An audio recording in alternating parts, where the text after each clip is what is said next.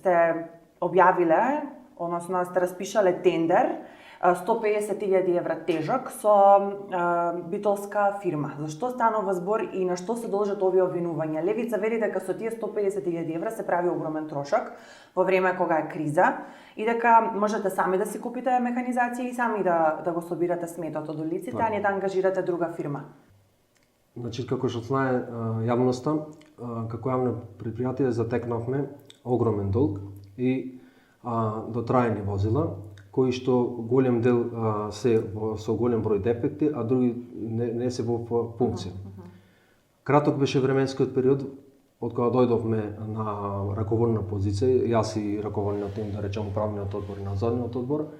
Краток беше временскиот период за да може да набавиме возила. Од причина што една е финансиската состојба, немањето на средства, а втора е временски не може и да заврши тендер, не може да се достави например наметничка или возило специјализирано за собирање, транспортирање и депонирање на комунален отпад.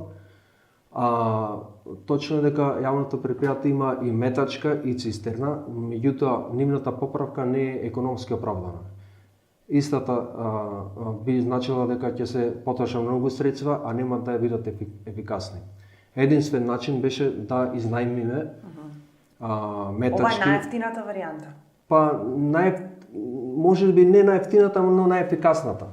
Пошто во престрани идеше летната туристичка сезона, каде што морат степено на јавна чистота да е на високо ниво. Така. Како туристички и културен центар. Од таа причина се одлучивме за објавување на тендер преку Бирото за јавни набавки. Цела постапка е законски и транспарентна. Беше објавен еден тендер, истиот пропадна заради нереални високи цени.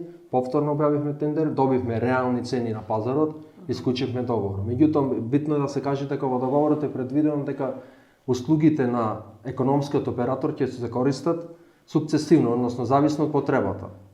Во случај потребата беше во летниот период, кога фреквенцијата на луѓе е многу поголема, за овој период не се користат. Што значи не мора значи дека целосно ќе дојде до црпување на вредноста на договорот. Ова беше најниската понуда или најефикасна понуда, да расчистиме? Понудена беше една понуда од еден понудувач, меѓутоа утврдено беше од Комисијата за јавни набавки дека се реални цени понудени.